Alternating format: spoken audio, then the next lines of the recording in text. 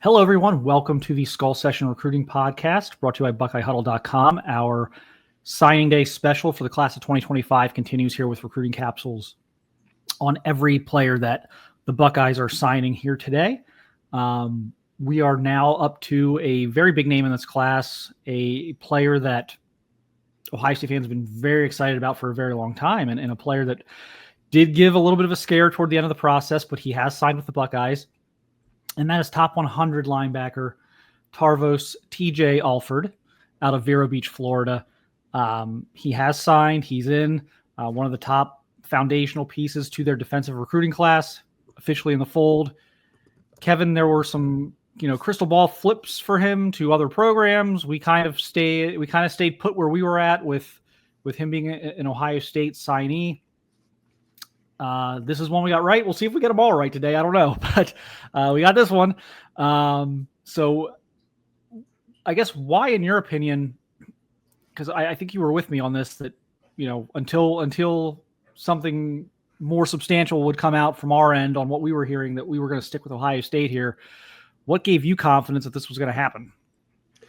I think his relationship with James Laurinaitis, we've talked about it on his commitment show and at other various points, that if James Laurinaitis is not in the program, probably if he's not the linebacker coach, does this one come to pass? And I think we both kind of felt like things could be a little sketchy if that weren't the case. So you sit there and, recruiting is a relationship business. As I'm closing out some tabs to get my bandwidth working better. James Laurinaitis hasn't gone anywhere. I didn't have any real reason to believe that TJ was slipping away. Obviously, once you get into the final couple weeks of recruiting, we really get into the silly season. You don't know until you know. And honestly, a letter of intent doesn't really mean anything anymore anyways. But that relationship was there. We had a really good conversation with him during Southern Swing. And while, things can certainly change, I just never really felt any reason to not have him in the class.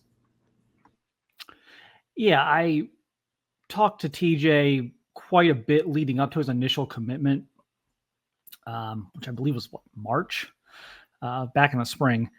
And the one thing was when they elevated James Laurinaitis to from grad assistant, helping with the defense, helping with the linebackers with Jim Knowles, to yes, this is now your room. That was a huge deal with Alford, and quite frankly, he set that early commitment date. I don't know that it would have been Ohio State at that point. Had, let's say James Laurinaitis got a job somewhere else. Someone offered him a linebacker position job, and he had to leave. Wasn't going to be a GA anymore. Ohio State didn't offer him the elevated role. He goes somewhere else. At that point, I think Alford probably would have committed to Florida. And then it would have been a very tough. I think this is one of those where, we talk about, being the early commitment just kind of means you're the leader. That would have been tough, I think, in my opinion, had he committed to early to a Florida school, to then get him back in the fold. So I think the Laurinaitis thing was huge. They have an unbelievable relationship. Obviously, there's a pretty good path to the field right now at linebacker at Ohio State. There's a lot of veteran linebackers on the roster. We've seen Gabe Powers transfer out. So, guys even depth players right now, like CJ Hicks, are going to be out of the program pretty soon. Eligibilities are running out here over the next, 12 months for a lot of these guys. And then there's Arvell Reese, who's going to be a junior or a third-year player in the fall. So he's already NFL draft eligible next year. There's a lot of veterans in that room. So I think there's a great opportunity for Alford to get on the field pretty early. And I think he's a pretty special player. But let's roll some film. Unfortunately, with signing day being so early this year, we probably have less senior film to go off of for you guys than normal. But we're pulling what senior film we can on certain guys, and some of it's going to be junior film just because they haven't got senior film up. But just a violent hitter, a guy who really can fly to the football, comes with bad intentions, but also a very smart and instinctual player as well. Really, in my opinion, he's one of the surest bets in this class for me, for Ohio State. I know nothing's ever 100% unless you're Jeremiah Smith that you're going to be a star, and nothing, but this is a guy who I have very, very high on the list. If you ranked, the 25-ish players in this class based on likelihood to be an impact player, I would have TJ Alford probably in my top 4 or 5. But just again, a really big hitter, but one with instincts, plays with great speed, great emotion. And I've been super impressed with him over the past 2 years. I've seen him in camp settings. We saw his spring game back in the spring. So we've seen plenty of TJ in person, even though he's from Florida. And again, just his ability to fill with a little bit of violence, and his ability to read and react and run down plays, go sideline to sideline. I think he can play any linebacker spot at Ohio State and excel. And again, I think this is one of the truly safest, most unique prospects in this class for Ohio State. And I think it's a tremendous linebacker class for James Laurinaitis, essentially his first full cycle. And he lands, in my opinion, an absolute dynamite linebacker class, which I believe is headlined by TJ Alford. Yeah, Alford really, flashes on tape, whether it's junior tape or what little senior tape is out there. I mean, I think that he is somebody who can come in and won't be afraid of the physicality of the college game. I think that everybody has, their moments of where the speed or maybe the physicality. Alford has speed and Alford has physicality. I mean, there's still going to be a learning curve. That doesn't mean I'm plugging him into the Texas game to start the season next year. But, I think he's somebody who can come in and push guys that are ahead of him. And, as we sit there and we see the maturation of how the Ohio State defense is being set up, whether or not it's going to be a 4-2-5 or, a 3-4-4 or whatever it may have in the future, I think Alford is going to see good run. Yeah, I don't see any weaknesses in his game. He can cover. He has great sideline to sideline range. He has great instincts. He is incredibly physical going north and south. He can fill gaps. He can blitz. He can line up. You could line him up on the edge and let him kind of turn him loose there. I think this is a complete defensive player. And again, I think he's got a college-ready body. He's got a college-ready mindset. So again, I think this is one of the guys from this class who can be out there the earliest. I think him, and when we look on defense, I really think like him and Devin Sanchez are two guys who will come in and immediately push the depth.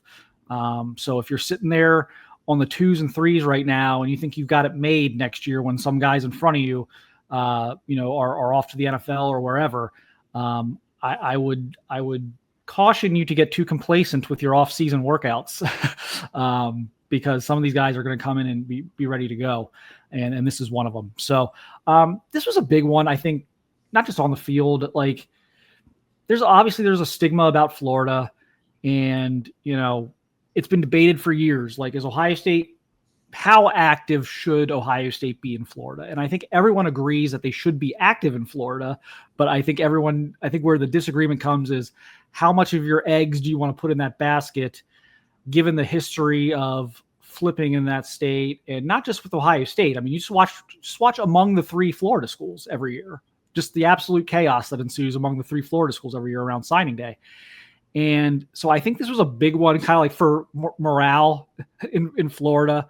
Like, you lost, you seem to almost every year, you kind of like have to either hang on for dear life to a Florida kid. A lot of years they've lost Florida kids toward the end. Running backs. Yes, running backs especially. I feel like this was one they kind of needed. You don't want to lose another Florida kid like down the stretch.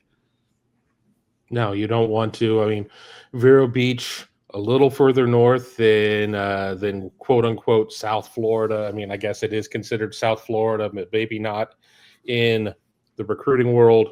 Yeah, talking about running backs out of South Florida, Byron Lewis, who had committed to Miami, ends up flipping away from Miami, so they get to taste how that one works out. But landing TJ is a big deal.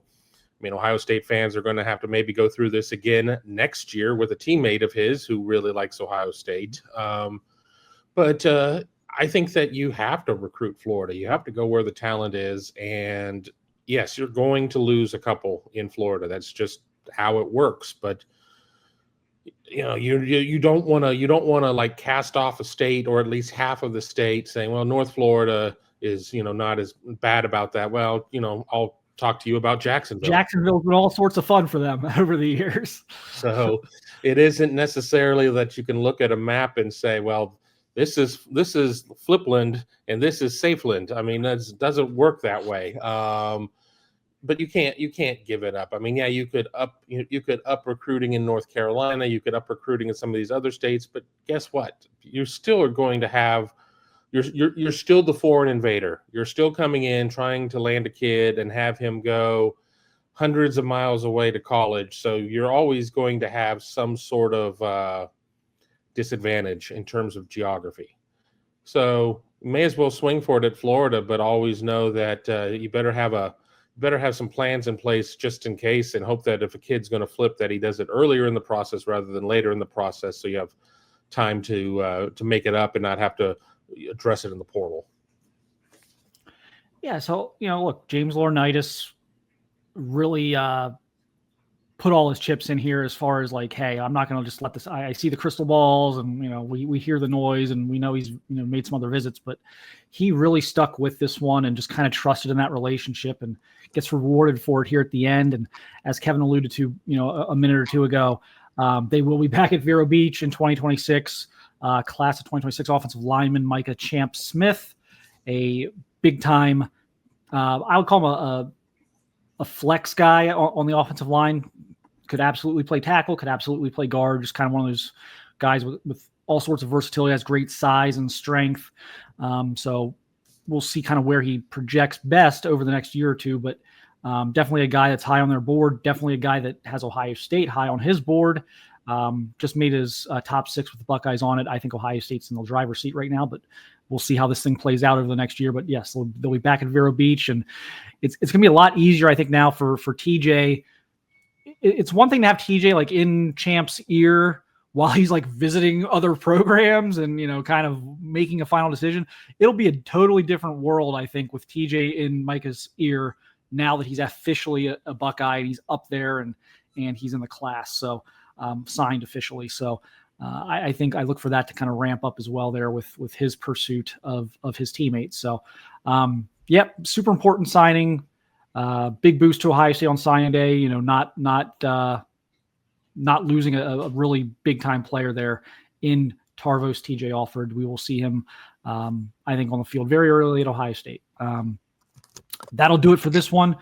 Check us out at BuckeyeHuddle.com. $4.99 for your first month. Another great signing class for Ohio State. Playoffs coming up. Great time to join. You'll get the first 2 rounds of the playoffs in your first month. You'll get all the drama of winter practice and everything else, all the build up to that first 12-team playoff, and see if the Buckeyes can bounce back after a kind of a tough Saturday. So please check us out there at BuckeyeHuddle.com if you're not already, and we will talk to you soon and see you very soon with another recruiting capsule.